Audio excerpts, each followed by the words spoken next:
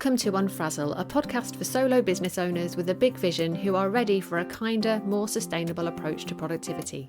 I'm Louise Miller, and each week I share bite-sized insights to help you step away from the hustle, stop faffing and stay focused so you can make your brilliant ideas happen and make a bigger impact in the world. Before we dive into today's episode, if you enjoy what I'm sharing here on Unfrazzle and you'd like to support the podcast, you can buy me a cuppa by going to buymeacoffee.com/Louise Miller and making a one-off donation. I'll pop a link to that in the show notes.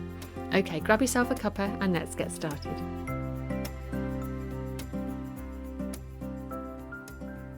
As self-employed business owners, we want freedom and flexibility. So why on earth would we restrict ourselves by creating a plan for the year when we could just go with the flow? So not everybody thinks like that, but I know there are plenty of people who do. And it's a really natural thought process, particularly when you're first starting out. And actually, whilst you're still figuring stuff out in the early days, maybe it doesn't matter too much, because when you're still working out your offers and the marketing activities that work for you, there'd be very little point planning out your year. It's far better to experiment and try things on for size because you just don't know what's going to work yet.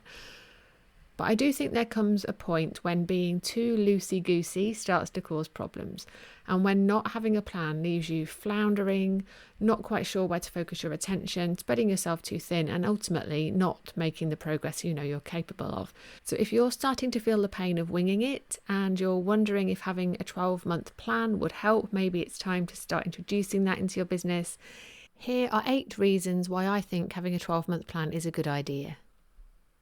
So number 1, you want to feel purposeful. Without a plan, it's really easy to feel that you're bouncing around all over the place, not fully in control of what's going on and dealing with whatever's in front of you in the moment. But on the flip side, when you do have a plan, and a plan that has been carefully thought through and is designed with your version of success in mind, you can see yourself moving forward with purpose. You'll know what you're doing and when and why, and you'll see yourself making purposeful progress towards your goals. Number 2, you have lots of different projects you want to make happen over the next year. So solo business owners rarely have just one thing they want to be working on during any 12-month period. Maybe you want to start a YouTube channel, run an in-person event, create a new free workshop, launch a new offer, set up an affiliate program, join a new networking group. When there's lots you want to do, it's tempting to want to do it all now. But creating a plan for the year will help you see that you have plenty of time. Not everything needs to happen immediately. In fact, if you try and do everything now, you probably won't finish any of it. So mapping out your year can allow you to focus on and finish 1 or 2 projects at a time so that you can make the bigger impact that you want to be making. And the third reason I think having a 12-month plan is a good idea is if you are offering different things at different times. So do you have more than one thing to offer your audience? Maybe you work with people one-to-one, but you also run group programs and put on free workshops and things like that from time to time. So taking a moment to consider how those things fit together and when you want to promote and deliver them means you will always know where to focus your energy and what to focus on when. Which leads us nicely on to the 4th reason that 12-month plan is a good idea. And it's if you want to be strategic about your content creation. Because as well as mapping out what you're doing, you can use your 12-month plan to inform what you're talking about in your emails and across your socials throughout the year. So if you try talking about everything all at once, not only will you get in a muddle, you'll also risk confusing your audience. So knowing what you're offering when, by having this 12-month plan in place, that will allow you to be much more strategic about the content you're creating.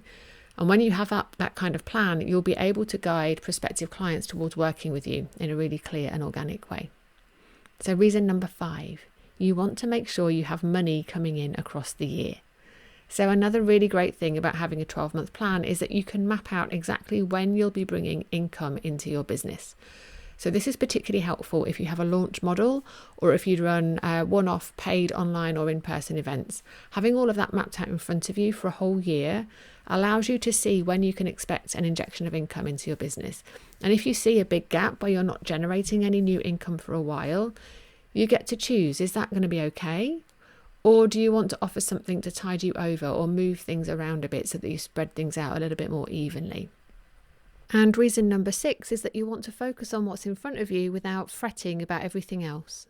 So when you've got loads of projects you want to be working on and they're dotted around in notebooks, or they're on one big old list, or they're rattling around in your head, it can be difficult to focus in on what needs doing in that moment, because you're always wondering if you should be working on something else, or what if you forget about that brilliant idea you had and you never get around to making it happen. By sitting down quietly and creating a plan to decide when you're going to work on the projects that are important to you, putting all of that into your plan for the year, it suddenly becomes easier to focus on what's in front of you, to put your blinkers on and kind of forget about everything else, because you can rest easy knowing that your plan is going to remind you of those other brilliant and important projects when the time is right. So reason number 7 is that you want to stop overcommitting yourself. So when you're growing a business and a new opportunity crosses your path, saying yes feels like the right thing to do, doesn't it? After all, you want more people to know about you, you need the money and you want to help.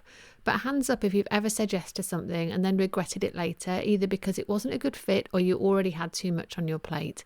So the great thing about having a clear visual plan for the year is that you can see where the gaps are.